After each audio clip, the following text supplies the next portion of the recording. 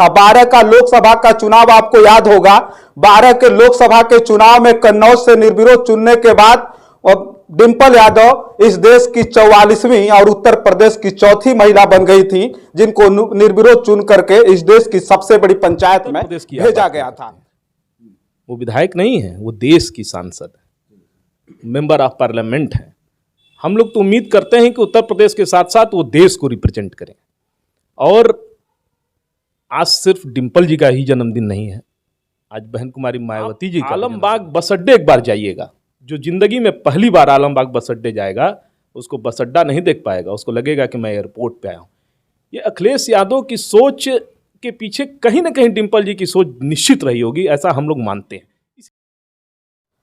साथियों नमस्कार, मैं हूं रजनीश और आप देख रहे हैं जन आदर्श भारत। साथियों इस समय उत्तर प्रदेश के जनपद गाजीपुर में है और जनपद गाजीपुर में एक ऐसी शख्सियत से हम बात कराएंगे और शख्सियत हमने कह दिया तो कुछ लोगों को बड़ी ज्यादा जलन भी हो जाएगी। जनपद गाजीपुर में है और आज हम विशेष तौर पर चर्चा करने वाले हैं कि आज उत्तर प्रदेश की एक ऐसी महिला नेता की बात करें, एक ऐसी शख्सियत की बात करें।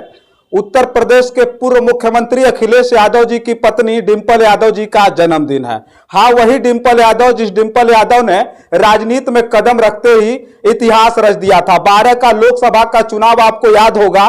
12 के लोकसभा के चुनाव में कन्नौज से निर्विरोध चुनने के बाद डिंपल यादव इस देश की 44वीं और उत्तर प्रदेश की चौथी महिला बन गई थी जिनको निर्विरोध चुन करके इस देश की सबसे बड़ी पंचायत में भेजा गया था। आज हम डिंपल यादव पर चर्चा करेंगे और चर्चा करने के लिए जिस शख्सियत की मैं बात कर रहा था वो ऐसी शख्सियत है जिनके बारे में मैं व्यक्तिगत रूप से बहुत अच्छी तरह से जानता हूं। हालांकि मैं मीडिया से हूं तो कुछ लोगों को ये भी लगेगा कि हो सकता है कि मैं घूम घूम करके प्रमोट कर रहा हूं, तो प्रमोट करने की बात भी अगर आएगी तो उसके लिए भी मैं कुछ भी सुनने के लिए तैयार हूं, उसको कमेंट बॉक्स में लिख सकते हैं। हमारे साथ एक ऐसे नेता, दमदार नेता की बात करें, बुलंद आवाज रखने वाले नेता की बात करें तो हमारे साथ डॉक्टर समीर सिंह हैं जिन्होंने छात्र राजनीति से अपनी राजनीति की शुरुआत की थी। जब राजनीति में आए थे तब से लेकर के अब तक दमदारी में किसी प्रकार की कमी नहीं है। यह और बात है कि कोई मुकाम नहीं मिला और पढ़े लिखे लोगों को मुकाम लोकतंत्र में बहुत कम लोग हैं जिनको मिलता है, यह बात भी मैं साफ तौर पर बोलूं तो हमारे साथ डॉक्टर समीर सिंह जी हैं। बहुत बहुत स्वागत है आपका। बहुत बहुत आभार। अब डॉक्टर साहब एक बात करेंगे, समीर सिंह जी हमारे साथ है, एक बात पहले कहेंगे। सबसे पहले सवाल वही है कि आज डिंपल जी का जन्मदिन है, तो डिंपल जी के जन्मदिन पर सबसे पहले आपको बहुत ढेर सारी शुभकामनाएं। क्या कहेंगे आज के दिन? पहले तो जन आदर्श भारत चैनल को मेरी तरफ से मकर संक्रांति, आपके साथ जितने लोग काम कर रहे हैं उनके लिए सारे लोगों को शुभ मकर संक्रांति। आज भगवान भास्कर दक्षिणायन से उत्तरायण होते हैं, उनका प्रताप बढ़ता है। मैं चाहूँगा कि आपके भी चैनल का प्रताप दिनों रात बढ़ता रहे। आज हम लोग की सांसद और हम लोग की नेता, हिंदुस्तान की आधी आबादी की आवाज़ को बुलंदी से लोकसभा में रखने वाली मैनपुरी की सांसद डिंपल यादव जी का जन्मदिन है।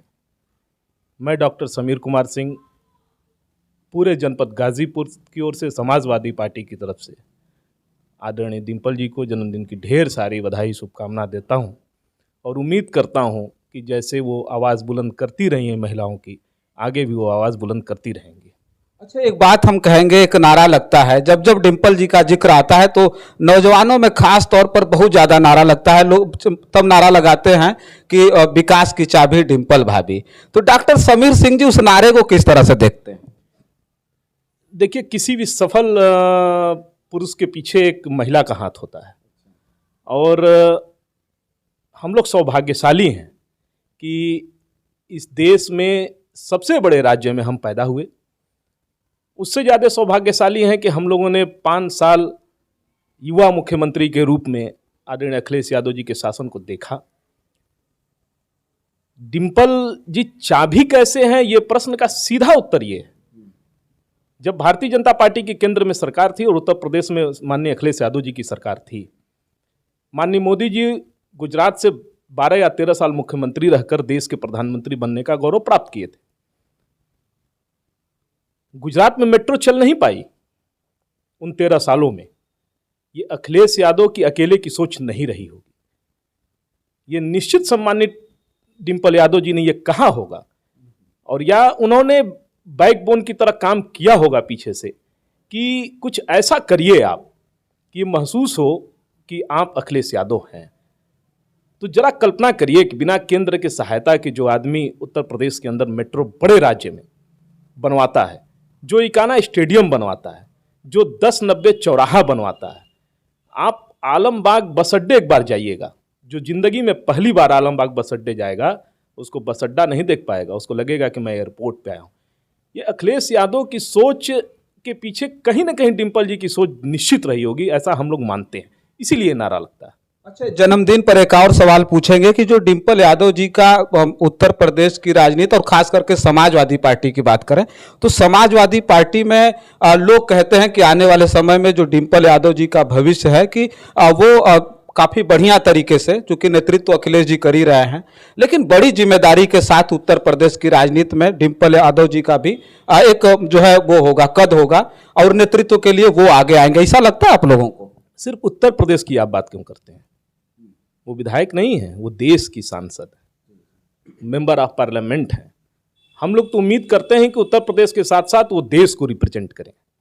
और आज सिर्फ डिम्पल जी का ही जन्मदिन नहीं है, आज बहन कुमारी मायावती जी का भी जन्मदिन है। मैं उनको भी अपने समाजवादी पार्टी की तरफ से बधाई देना चाहता हूँ। देखिए, क्यों महिलाओं को आगे आना चाहिए?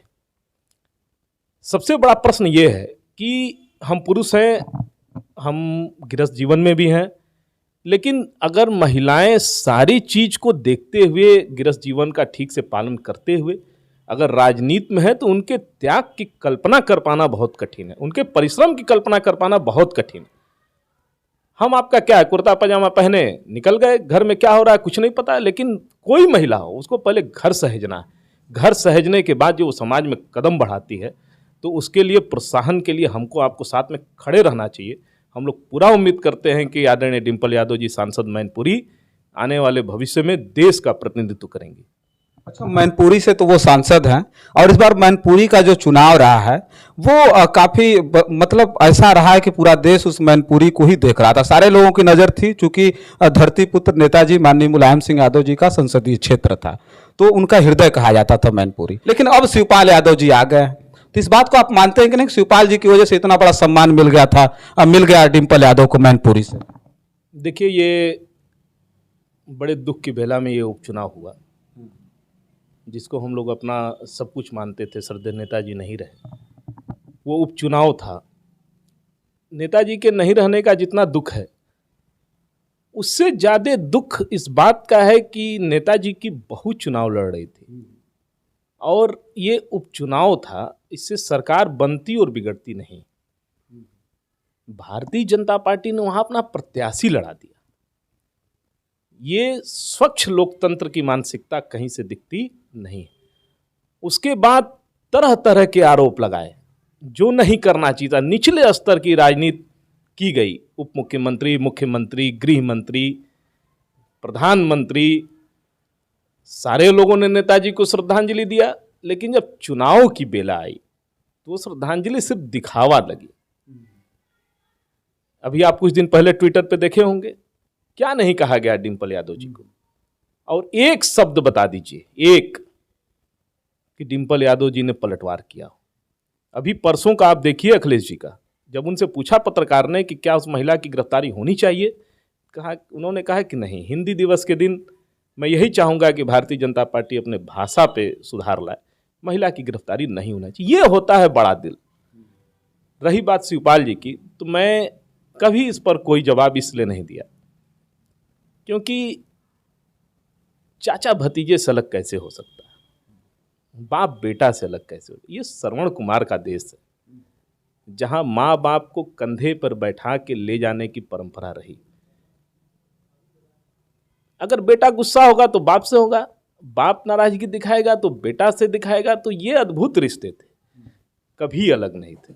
चाचा भतीजा अलग नहीं हो ही नहीं सकते। आपके परिवार में नहीं होंगे, मेरे परिवार में नहीं होंगे, झगड़े होंगे, लेकिन अलग कभी नहीं हो सकते। इसलिए मैं उनको कभी अलग मान के देखा ही नहीं आज तक। और शिवपाल जी का बहुत त्याग है। समाजवादी पार्टी जो आप देख रहे हैं, नेताजी के साथ शिवपाल जी ने बड़ी मेहनत किया है। तो समाजवादी पार्टी में शिवपाल जी नहीं थे, ये हम मेरी जुबान से नहीं निकल सकता कभी।